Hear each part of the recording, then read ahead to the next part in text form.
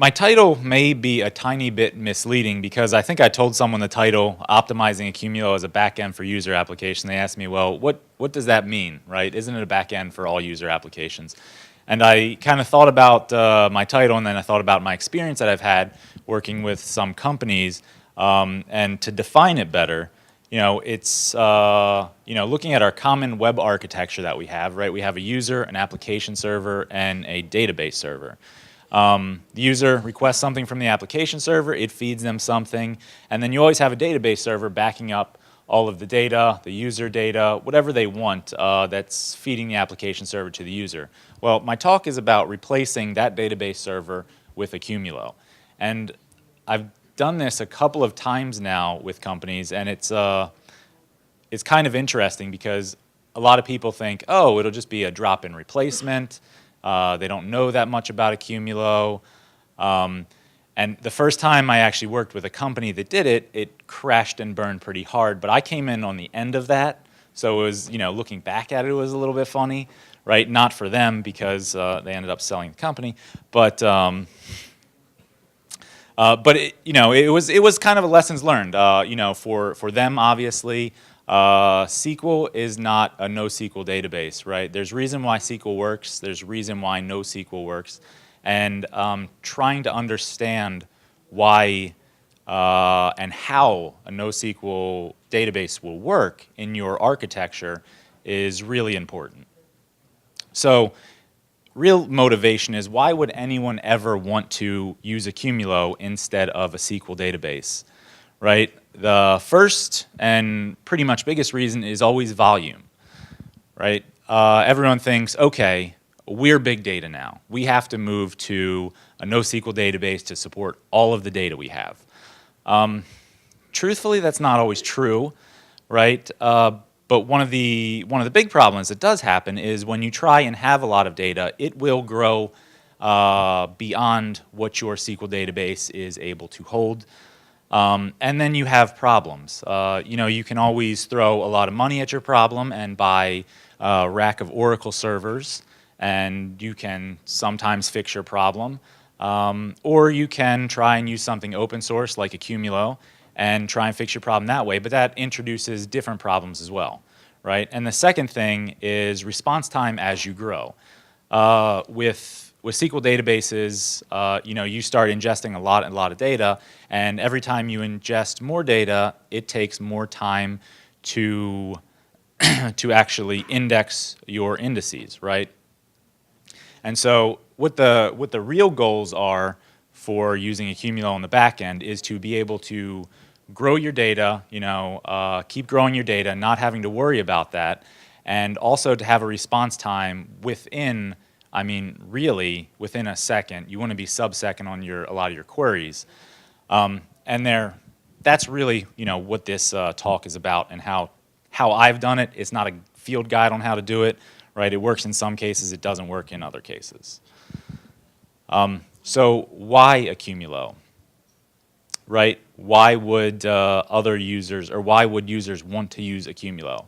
The first is obviously its ability to scale, right? We hear these Hadoop technologies like HBase and Cassandra, and all we're thinking is, how is that going to scale? With Accumulo, it's very easy. We can scale linearly. We need more nodes. We just add more nodes. We compact our data, and it'll spread the tablets across the nodes, and we can scale linearly, right? But then there are problems with that when we have to query the data and what we're doing with our queries. Another big reason is our visibilities are built in, right? In Accumulo, security is baked in. You can store data from multiple data sets for multiple users, and Accumulo will handle the security model with you, or will handle the security model for you. The nice thing is that all you have to do is pass over the visibilities from the user, and it won't even return the data for any other users, right? So that was one of the design drivers for Accumulo. So that's a really nice thing to have in. And the last reason is that it has a flexible storage model, right? This is one of those great things and one of those amazing pain points I think that I always come across with every solution, that I look at, try to implement, or in every customer I talk to, right? The first question I always get from every customer is like, oh, well, your data's indexed. And I'm like, no, it's not really indexed, right? It's sorted for you, and you have column families, so you can do locality groups, but you have to design the indexes. And I'm like, all right, so that's easy, and it is and it isn't, right? Because you have to know what the data is, and you really have to know how your data is being queried. So when we're talking about using Accumulo for a backend to web front end for users, right? The biggest things are Accumulo's shortcomings and realizing where Accumulo is not going to excel, and how we can make this better, right? As I was just talking, the indices are not built in, right? That is very, very huge, right? So one of my first questions that I have with customers is always, what data are you looking to ingest into Accumulo? Hopefully they know what type of data, right? Is it time series data? Is it geospatial data? A lot of times they just have, oh, we have some SQL dumps we want to ingest in. That's always a fun one, right? The second thing is, how do you want to query your data? And really trying to pin down how the customer wants to query their data is probably the biggest task for any engagement. If you can pin down how the customer wants to query their data and really hold them down to that, you'll be fine. But what always happens is they want to query their data one way, and then they see, oh, that's really cool. Why don't we go do this? Right? And this is always something that your data is not structured for, that you spent all that time ingesting your data in and creating a data structure for, right?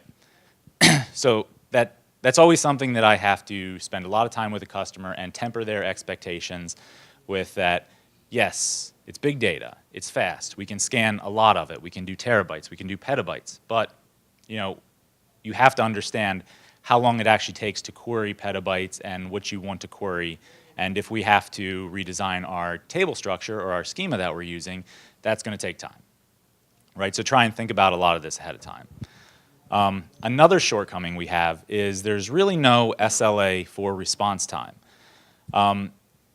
So at a small scale, anything works really well, right? Querying 1,000 records in Accumulo will return really, really fast. Querying 10 million records in Accumulo will return not as fast, right?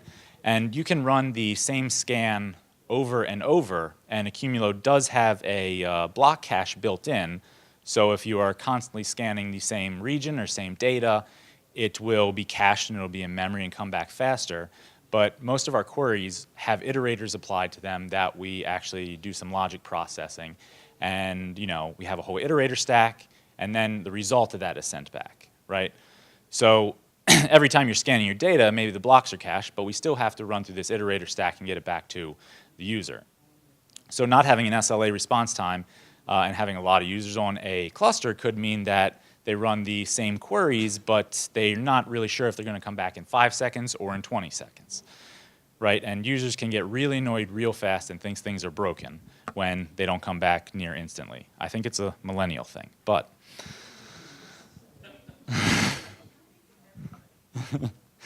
yeah, I mean, I get annoyed with it too. Another shortcoming, and this really goes into the indices are not built in. Storage techniques. The way you store your data greatly affects response time. You learn through making mistakes. I've made many mistakes on how to store my data. I've also stored my data really well, and then the customer is like, oh, but I wanted to do this type of scan, and it's like, well, there went my last week of work. Last big shortcoming is large data sets take minutes to fully return. Now, this is an interesting problem because I think a lot of people may use Accumulo to process data, to do it really fast, because using iterators is a really great method of processing your data, filtering your data. But if you just have large static data sets and you want to return them to a user, and you're talking about 10 million data points that you want to return, it can take a long time. It takes a lot of space. Not everyone's web browser has that type of memory, right? Which I've run into a few times. So The solutions are, there's not a one-to-one mapping to the problems that we have with Accumulo that we're trying to solve and the solutions, but I have come up with some solutions that have worked in particular instances that are, in some cases, like embarrassingly simple, but the results that they yield are actually pretty amazing, right? So the first is to just cache the query results, right? That may seem embarrassingly simple, right? But it's something that we can do that if our users are constantly querying the same data, or we know like what types of data they're querying all the time, we can just cache it. And it has, you know, it can take queries that are minutes down to milliseconds, really. Another thing we can do, increase the speed of scans, right? I know that's something, oh, hey, we're just going to increase how the scans are, right? It's something easy to say, but it's something that's a little bit harder to do. You have to know how your data is stored, how the data is actually running through the iterator stack. I know Adam talked about this a little bit in the previous talk, but if you just transform your data a little bit, right, your scans can go from minutes to seconds, right? Another thing, sampling. Data sampling is something that we can do instead of, you know, returning all the data. We can return a fraction of the data because maybe the user doesn't want to see all the data. A lot of users just want to see a representative set of the data. And, you know, in the back end, getting to the next point, when we're showing them the sample, we can actually start scanning all the data and prepare it for when the user actually wants to see the data. And we can actually paginate it so they can see pages of data, right? So it's kind of like we're faking how to show the user the whole data set without really having the whole data set available, but we're doing it as fast as possible so we can actually, you know, live in the second or sub-second response time. So what are we trying to, or what is the problem that the solution is caching, right? The problem really is we don't have an SLA for response time. And that's just the nature of the system. If the system has a high load on it, maybe our response time is going to be slower, right? We don't always know where the users are going to read from. Maybe the data is not stored contiguously. Maybe the scanner jumps around a lot, or the iterators cause a lot of seeks and next. The other problem is many users are issuing the same queries. I've seen in a lot of cases where users will always query the same data at about the same time, and you know, that should be a really fast scan. You shouldn't always have to recompute everything.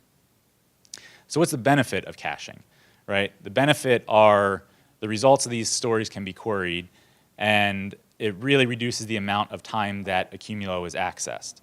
So we kind of get a double benefit here, that a lot of the users can just hit the cache, and that'll actually free up some of the resources on Accumulo, which may make some of the scans faster on Accumulo, or maybe it means that we can actually have you know, more concurrent scans going on.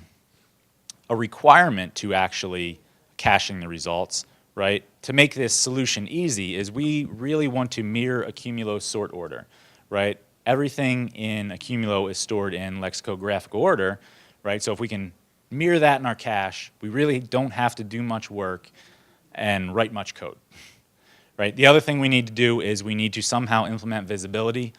That's a little bit harder, right? But the solution that I have generally accepted to handle a lot of these things is just Redis, right? Redis is just an open source. It has a BSD license, in-memory data structure. A lot of you I know have used it. I've been talking to some of you before the talk, and everyone seems to love Redis. I've never really met anyone that hates it. So another great thing is it supports multiple data structures that it stores, does strings, hashes, lists, right, sorted sets, and it also has built-in replication and disk persistence. So I've brought down our Redis many times, and when I bring it back up, since it was written to disk, we're all good. And also repopulating can be pretty fast. It does have a downside that it is single-threaded, but you know, there's downsides with everything. So this example is a pretty simple example, but it's actually the performance that it yields is kind of amazing for the case that I have, right? So all I really need to do is cache the results into a sorted set. And this is interesting because so how Redis actually stores a sorted set is it stores it by it actually sorts things by an element score. Right, and how does this actually do this lexicographically? Well, it doesn't. But if you give every key the same or every value the same element score, it stores things lexicographically, which is really nice. So in Redis, we can just mimic the functionality that Accumulo has. So we really don't have to change much code-wise, right? We can actually just, I've written stuff in Redis, and reading from Accumulo and reading from Redis is very, very simpler. Or very simple. So this is just a quick example of kind of the power and how to do it. And we use the z-add function, right? For this example, we're just adding some fruits and vegetables to a sorted set. Our key here is Accumulo. Every insert that we have has a time complexity of log n for each item, where n is the number of elements of the set. So we don't have a constant time complexity, right, big O of 1, but we are better than linear time for inserting things, so that's really not that bad. Now, this does get bad when you get into billions of elements, right? Your inserting is kind of slow, but log n isn't that bad, right? So if we really look at it, our time complexity of adding n elements is n log n. So just in this simple example that we have, right, we added apple, banana, beet, avocado. I just picked some random things to add to a sorted set. They are out of order, which is important because they get ordered for us. So to retrieve the elements, there's a few ways we can retrieve elements. If we want to retrieve elements like we do in Accumulo, we can just do a z-range by lex, which does lexicographical sorting for us, and specifying your lower bound and your upper bound, you can get the set back. So for the items that we did ingest, we set negative infinity to positive infinity and got the full set back in sorted order. Just like Accumulo, though, we can set our ranges, right? So inclusive avocado to exclusive beet gives us avocado and banana back. Right? And it's important to know that retrieving elements is a log n operation as well, right? So I know this all seems pretty simple, but something pretty powerful is when we store things in a sorted set, not only does it get sorted in ascending order, it also gets sorted in descending order, right? So if we ever have users that want to have their results of a data set, and this happens all the time, they want to see them in ascending order because I tell them, hey, we store everything in lexicographical order, it gets returned that way. And they're like, well, what if I want to just reverse order, right? They have some button at the top of their form that they want it to work just like in Cell and reverse everything for us. And I'm like, well, we can just store it in reverse sorted order. That's great until you have to do it for everything, but throwing it in the Redis cache does it instantly for us, right? We don't have to hit Accumulo again. Right, this works the same as the range by lex. You specify your upper bound, lower bound, and you get things in reverse sorted order. And it has the same time complexity of log of n, so it's pretty quick as well. The hard part is enforcing visibility, right? How do we end up enforcing visibility? I know the answer's on the slide because I didn't do any sweet animations or anything like that. But Redis itself does not have security built in. If you have access to the port on the Redis server, you have access to Redis, right? So we as developers and system designers and implementers have to basically restrict access to Redis just to our web application that is sending the requests. And the easiest way to do security is just encode it in the key, right? So we take the visibility that we have from a user and just encode it in the key. It's pretty simple, pretty straightforward. It gets things in the cache, still enforces visibility. The downside of this, though, is that we're not supporting full visibilities, right? Visibility expressions are expressions. They're not just constant strings. So if I have visibility A and B, and I need that to see the data, and someone else has A, B, and C, the query will actually have to get cached in Redis again. So, there could be some work done to support visibility expressions for that. But the easiest thing is just to append a string to the Redis namespace. Another example that you could do, and this is way more extreme, that I've heard of, is you could just give each user that's accessing your data their own Redis instance, right? Then you can absolutely ensure the data is siloed off from each other, but that's a lot more work generally than I want to do. A lot of times I'm doing things to get them done as fast as possible, right? And I'm also not like a front-end guy at all, so if I can't bootstrap it, it doesn't get done. So the second problem that we want to solve, right, is we want to increase the speed of scans. Well, there's two main problems going on with our scans being slow, right? We're trying to return too much data. The user's scanning something, and they want to get back all the data, right, the billions of records that we have. And the second thing, the storage is not optimal, right? So the benefit of increasing our scan speed is just lowering the response time for Accumulo access. And requirement, as always, is really minimal effort to make this happen, right? We do not want to reinvent the wheel. Sometimes we have to, but if we don't have to do that, let's not do that, right? And so we have two possible solutions for this. One is combining the results and compressing them, and the other is just store the results more efficiently, right?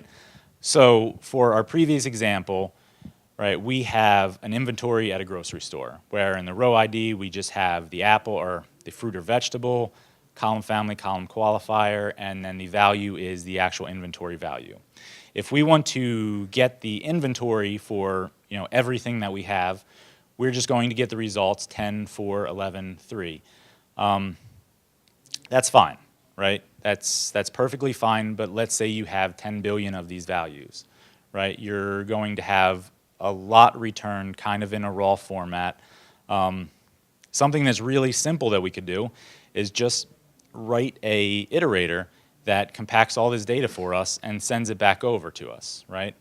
I know, doesn't seem like brain surgery here, but something simple like that can make your response time incredibly fast. Even faster, zip it up, send it back, right? Compress it some way, or even store it compressed when you have it stored, which kind of leads into my next slide, which Adam really talked about here, was reducing the amount of next and seek calls. How Accumulo scans data, the iterator model is not always the easiest to understand, but every time you're going to a record, you're making a next call. That next call is then calling the iterators in the stack, and the iterators are processing over the data. And that all adds up, right? Everything you do adds up. So all the next calls that you have, if you have 10 million next calls, even if they're 100 nanoseconds, that adds up really fast. So, this is something that I've noticed in the past, that users are querying the data constantly in this fashion. So why don't I just store the data together and then send it all over? And I don't need to really do any next calls, right?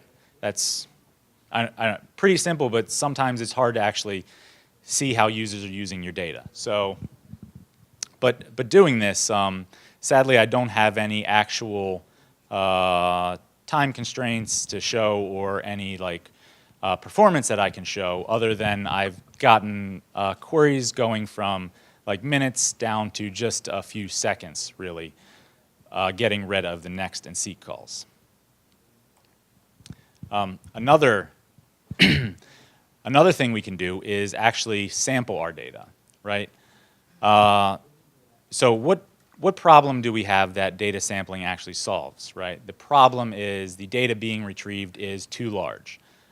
This really relates to the fact that a browser only has so much cache, a client only has so much memory, right? We can't always return all the data to a user, We just physically cannot. And users always want all the data, but we can kind of fake it a little bit and make them happy. Right? The other problem is users may only want to see a representation of the data. If you, everyone for Google Maps, you go to Google Maps, you look at an area, you see the points of interest. You don't see all of the points of interest until you start zooming in, right? So all they're doing is they're giving you a sample of data and caching it in the background before you go and zoom in to see more of their data, right? So data sampling has this nice benefit that it quickly returns results, so the users don't get aggravated with your implementation or your tool. They don't get bored and say, oh, this sucks, it doesn't work, because if it doesn't work one time, it never works, right? The only requirement you really have to know here is how much data you need to return, right? And the solution is a nice algorithm called reservoir sampling. So what is reservoir sampling? It's just a random algorithm that will always choose k items from a list of s containing n items, right, where n is really large. Why we can't use normal sampling is because we don't always know how many elements that we have or are going to serve our users in Accumulo. So reservoir sampling actually solves the problem of giving equal probability for the k elements that you want to serve back to them. So I have the algorithm written out right here. And all that's really happening is you cache the first k elements, and then for every next element, right, you have a probability of k over I that you're going to keep a new one and discard the old one, right? And it actually works out, no need to do the proof, but it actually works out that you have k over n probability for every element. So it's actually a really nice sampling algorithm that if you implement it in an iterator, I've used it to show what a data set looks like to a user before actually showing them all of the data. And another thing that you can do if you have a very large data set and you're only showing them a window of their data set, the sample data set kind of shows where they are at in the data and how the data actually looks. The drawback from using something like reservoir sampling is that it is a random algorithm. Random algorithm means that the data points it's returning are not in this nice sorted order that you're getting. And a lot of times in UI, users want to see things in some type of sorted order. So if you actually cache the reservoir sample, it'll sort it for you. And so, now your sample is actually cached. So you don't have to run your reservoir sample if that data set is queried again, right? I think the whole theme here is keep caching. The last problem that I'm really solving is giving partial results or pagination. So I'll say this outright. Doing pagination outside of using a cache in Accumulo is really hard. Right? It's a really hard problem that few people have worked out, and I've never seen implementation that has worked. So, but doing it with a cache is pretty simple actually. So we're trying to solve the same problem that we have, right, or have had in pretty much every other solution, is the data being retrieved is too large, right? So we're really faking our result again until we have the time to load the rest of the data. So the benefit of this is that we can quickly return results, we can cache the results, and we can show a fraction of the entire data set. And like Google results, I know I don't use it, but at the bottom of the page, there's a second Google page and a third and fourth, right? You can actually click and go to the next page of data. Although Google's gotten so good that you really hardly ever need to. If it's in the second page, it's not worth my time. So the requirement here really is just to know how much data that your user wants to see and is really acceptable for the product. Right? Sometimes it may only be a few data points. Maybe it's only 50 data points. Maybe it's 1,000 data points. It really matters how you're representing the data at this point. If you have, if you have a scatter plot, really, only a few hundred data points before it looks like crap in a web front end, right? So you actually don't have to return too much data here, before you can just give it to the user and go in the background and keep caching. So this actually makes things like really fast. So a user may see like, oh, I'm going to have like 10 million data points. They click load, they'll get the first 200 data points in, you know, a half a second, right? So it really makes your application look like it's really fast. And our solution to this is a multi-threaded client, and once again, caching our results for pagination. So there's not much amazingness around a multi-threaded client, right? Basically, you just write a multi-threaded client that loads results and throws it into the cache, and then you have another process that watches the cache and refreshes the page when you get end results, right? It's not brain surgery, but it does really get you good results. The user has a better experience, right? And as the user wants more data, the data is there waiting for them, so they don't really have to wait more than just a page refresh. And the last part is pagination.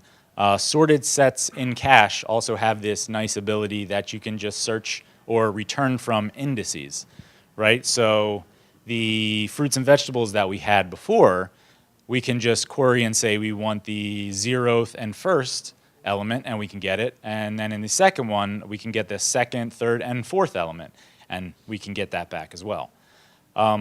So it's an easy way to implement pagination, like once everything is in the cache, so you have a really good user experience overall. I mean, I think that is the key really, is giving the good user a user experience so they don't know what's on the back end, because once they start seeing a slowdown, if you've changed from a SQL backend to HBase or Accumulo backend, and they see a slowdown, they're like, well, what are you guys doing? They don't care about all the data that you're serving everyone, right? They only care about themselves. So as long as it's fast for them, that's all that matters. So some known gaps that we have with this is Redis is single-threaded, right? That is a known gap. You could have multiple Redis instances. You could have a Redis instance per user, right? But until the single Redis instance fails, keep using the single Redis instance. Invalidating the cache due to changing data. If you have a backend that is updating very, very rapidly and you want to invalidate your cache, this becomes a much harder problem, right? A lot of the solutions that I've dealt with, they do not ingest data very rapidly. Maybe it is once a day, maybe twice a day, maybe even less than that, right? So invalidating cache is hard. Support for full visibility expressions. Also, it's easier just to append a string to the key of the Redis key value store than to support full visibility expressions. Pagination, a problem. You can't start in the middle of the set, right? It's got a cold start problem where there's nothing there for you to start at, and you don't even know how much data you're scanning. So you can't start at page 3 because you don't know if a page 3 exists. That's part of the last point, right? You have to know all the pages within a data set before the entire set is read. So basically, all of these points used together and all of these solutions used together can give a pretty good user experience, is what users are really looking for when they're trying to replace a backend with a NoSQL database. And that is everything. Does anyone have any questions? Yes. We do a lot of caching in Redis. Full text search for the data being served.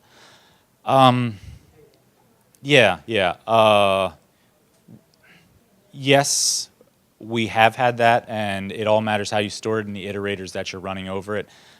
Doing a full text search normally means that you're going to want to store your data differently than how your data may be queried. So you can do it. You just have to think about what's going to be queried and what you want to send back and restore your data that way. So, anyone else? All right. Thank you, everybody.